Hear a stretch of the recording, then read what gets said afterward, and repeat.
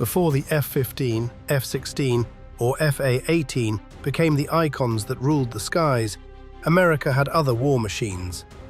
Names that today may be covered by the dust of time, but their power was still enough to shake an entire era. Let's go back to 1950s America. It was the age of the Cold War, escalating by the day. The age of runways stretching to the horizon, of jet engines tearing the sky wide open, and the rise of a new religion at Wright-Patterson and Lockheed's Skunk Works, supersonic speed. Engineers began to realize that to own the sky, you had to give your pilots speed. Most of us think the real speed race didn't begin until the F-4 Phantom in the 60s or the F-14 Tomcat in the 70s, but you'd be wrong. The Pentagon and America's defense contractors were already fighting a war far more fierce than that, a full decade earlier. So before the Phantom or the Tomcat were ever born, which were truly the fastest American fighter jets of the 1950s, join me as we climb into the cockpit and discover 12 speed legends, right now. The Vought F7U Cutlass. If you only glance at the Cutlass, you'd swear you were looking at something that had slipped in from 30 years in the future. No conventional horizontal tail, no traditional fuselage to speak of, just a broad, flat delta wing stretching wide on both sides, with two vertical fins rising sharply from the tips. A tailless delta design so bold it bordered on the irrational. And that audacity came with a price.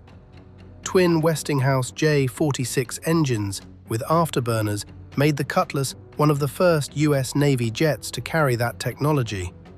A genuine leap forward. But the accident record that followed was nothing short of catastrophic. Structural problems, engine failures, and unforgiving handling characteristics turned the Cutlass into one of the deadliest machines in Navy aviation history. Pilots had a name for it. They called it the Gutless Cutlass. That tells you everything. With a top speed of 720 miles per hour, the Cutlass wasn't slow. But speed means nothing when your pilots don't trust the machine beneath them. Yet here's what the Cutlass proved beyond any doubt. America was willing to chase the most radical ideas imaginable in pursuit of an edge. That relentless spirit of experimentation, however costly, was something no other nation in the Cold War could match, not even close. The North American F-100 Super Sabre. If the F-86 was the respected father, then the F-100 Super Sabre was the son who surpassed him in every single way. The fuselage stretched longer, the swept wings cut deeper and sharper, and the entire design radiated an aggression that the previous generation never dared to imagine. This wasn't an evolution, it was a statement, and the engine backed every word of it. The Pratt & Whitney J57-P-21 pushed out 16,950 pounds of thrust with afterburner, a number that didn't just turn heads, it changed history. Because the Super Sabre became the first combat fighter jet in the world to exceed the speed of sound in level flight. Not in a dive, not under special conditions. Straight and level, Mach 1, and then some. On October 25, 1953, Lieutenant Colonel George Welch broke the sound barrier in the F-100 during a test flight. That was the day the supersonic age officially began. With a top speed of 924 miles per hour, the Super Sabre later became the backbone of the US Air Force throughout Vietnam. Not because it was the fastest thing in the sky, but because when everything around it turned to chaos, the Super Sabre kept flying. And sometimes, reliability is the most dangerous weapon of all. The McDonnell F-101 Voodoo. Voodoo. Even the name tells you everything you need to know.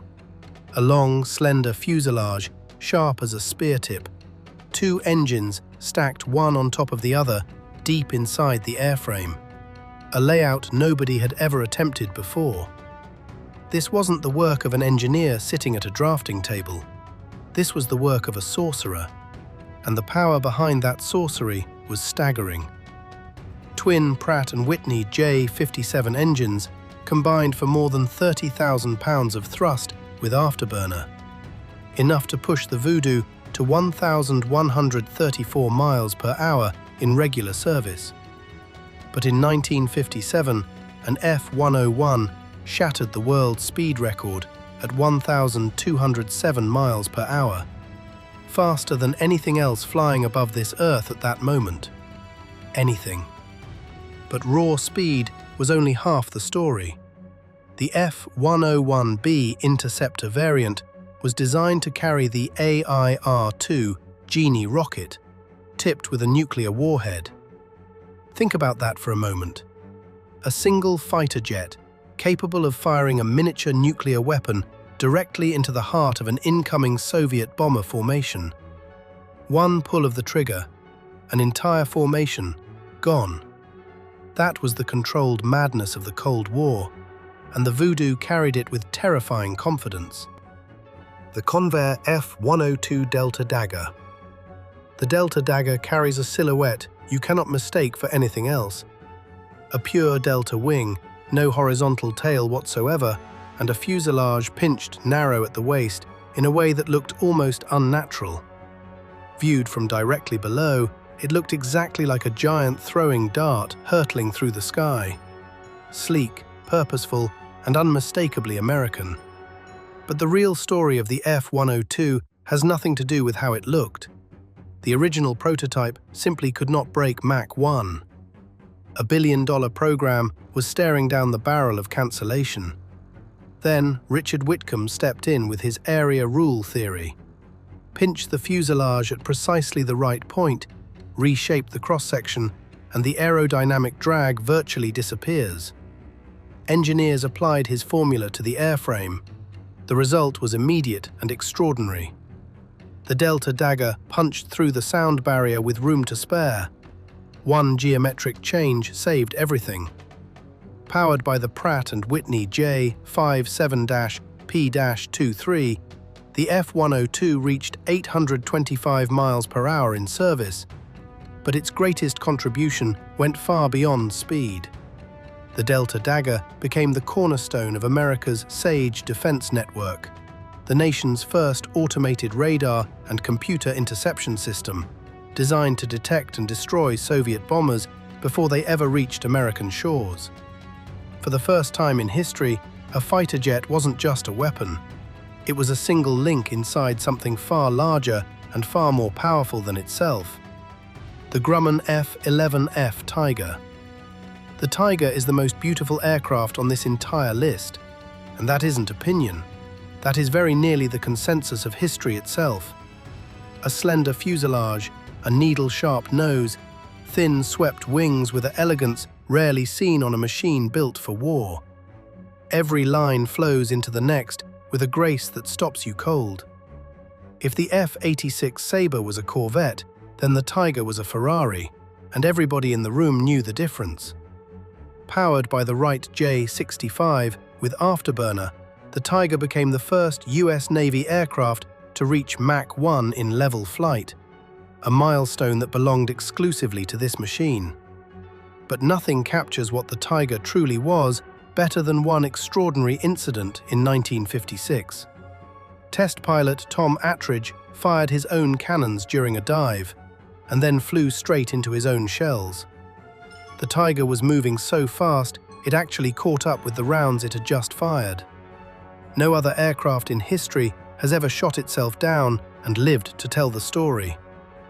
With a top speed of 1,207 miles per hour, the Tiger didn't serve long.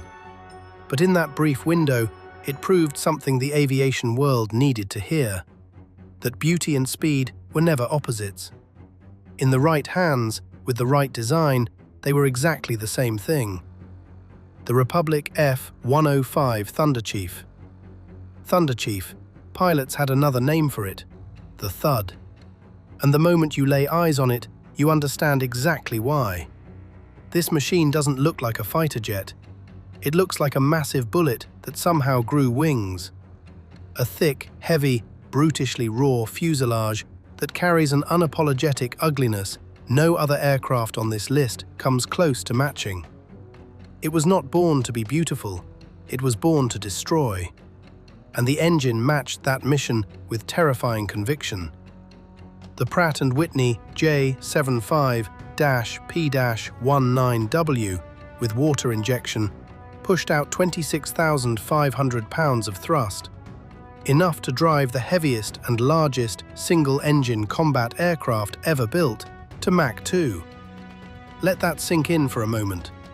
The Thunderchief weighed more than a World War II B-17 Flying Fortress, and it still hit 1,372 miles per hour. That is not engineering, that is sheer American defiance of common sense. The Thud later became the backbone of Operation Rolling Thunder over Vietnam, and suffered the heaviest losses of any American combat aircraft in the modern era. But back in the 1950s, it stood as the ultimate symbol of one bold philosophy: bigger is faster. And against every reasonable expectation, the Thunderchief proved that philosophy absolutely, completely, and unforgettably right. The Lockheed F-104 Starfighter. Look straight at the Starfighter and try not to be overwhelmed. A fuselage thin as a pencil and a pair of wings so impossibly short they barely seem real. A wingspan of just over 21 feet on an airframe stretching nearly 55 feet long. And those wings weren't just short, they were sharp, razor sharp. Ground crews were required to wear thick gloves just to avoid slicing their hands open on the leading edges. This was not a machine that tolerated carelessness, not even on the ground. The mind behind it was Kelly Johnson, the same genius who later gave the world the U-2 and the SR-71. His philosophy for the Starfighter was as simple as it was ruthless. Strip away everything that isn't absolutely necessary. Minimum cockpit space, minimum weapons load. What remains is pure speed.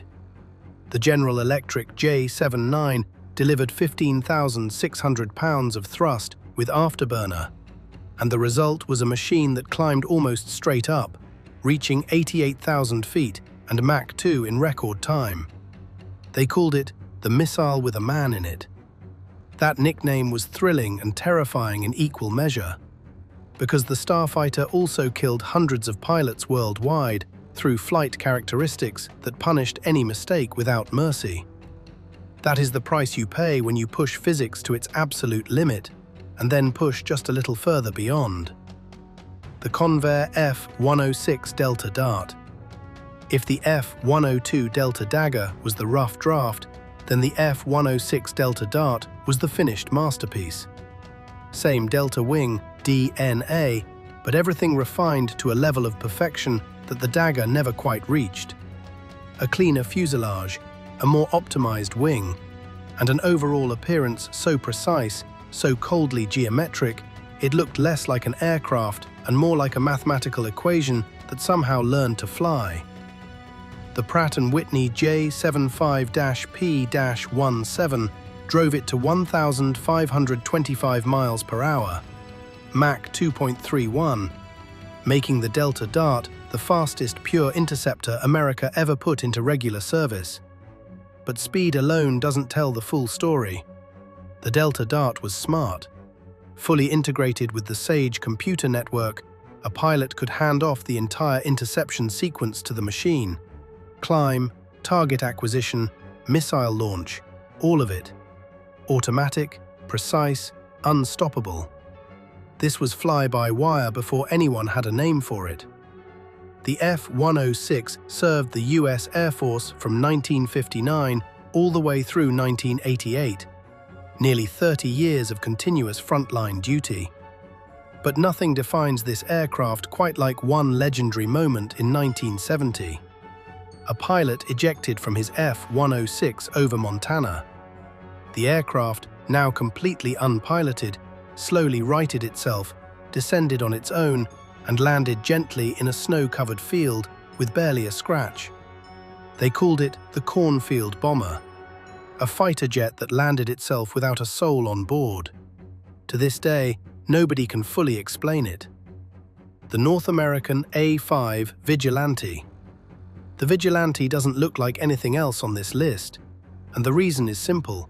There was nothing else like it, ever. A perfectly symmetrical fuselage, trapezoidal wings fitted with an intricate system of moving control surfaces, and one design detail so radical it still stops engineers cold today. Instead of dropping weapons from a belly bay like every other bomber in existence, the Vigilante fired its weapons rearward through a linear tunnel running the entire length of the fuselage. Not dropped, ejected, like a shell from the barrel of a gun. Twin General Electric J79 engines combined for 34,000 pounds of thrust with afterburner, enough to push the world's first supersonic naval bomber to 1,320 miles per hour, faster than most fighter jets of its era. The theory was breathtaking in its audacity. Fly high, fly fast, release a nuclear weapon, and outrun the blast wave before it catches you. Speed as survival. Speed as the only defense you'd ever need. The theory was wrong in more ways than anyone cared to admit. But in the process of proving it wrong, the Vigilante pushed the boundaries of aviation design further than anyone had ever dared to go. It wasn't just an aircraft, it was the absolute peak of one era's most dangerous and magnificent idea, that if you flew fast enough, nothing in this world could ever touch you. The North American F-107A Ultra Sabre. This is the strangest and most forgotten aircraft in the entire history of American aviation. And the moment you see it, you understand why it haunts the people who know about it. Every other jet on this list draws its air intake from the nose or the sides of the fuselage. The F-107A draws it from directly above the cockpit, a massive dorsal inlet sitting right over the pilot's head, as though the aircraft is opening its mouth to swallow the sky whole. Nothing before it looked like this. Nothing after it looked like this. It was utterly, completely, and magnificently its own creation. The Pratt & Whitney J75, the same engine powering the Thunderchief, was tuned here to an entirely different purpose. And in head-to-head testing, the F-107A outperformed the F-105 across the board. More maneuverable, faster at low altitude, more stable at supersonic speeds. By every objective measure, it was the better aircraft. And yet it lost. Not because it was inferior, but because Republic Aviation played the political game better than North American did.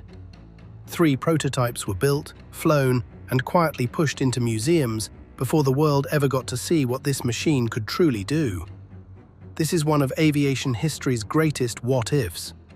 If the F-107A had been chosen over the F-105, hundreds of American pilots who never came home from Vietnam might have. That thought alone earns this aircraft the #1 spot, not for the speed on its spec sheet, but for the bold, boundless, heartbreaking brilliance it carried and never got the chance to prove. The 1950s were never just the era of the Cold War and the fear of nuclear annihilation. It was the decade when American engineers began shattering the limits that physics itself once considered untouchable. The sound barrier, then Mach 2, then ambitions even greater than that, laying the very first bricks of the legendary aviation age that followed. What do you think about this list?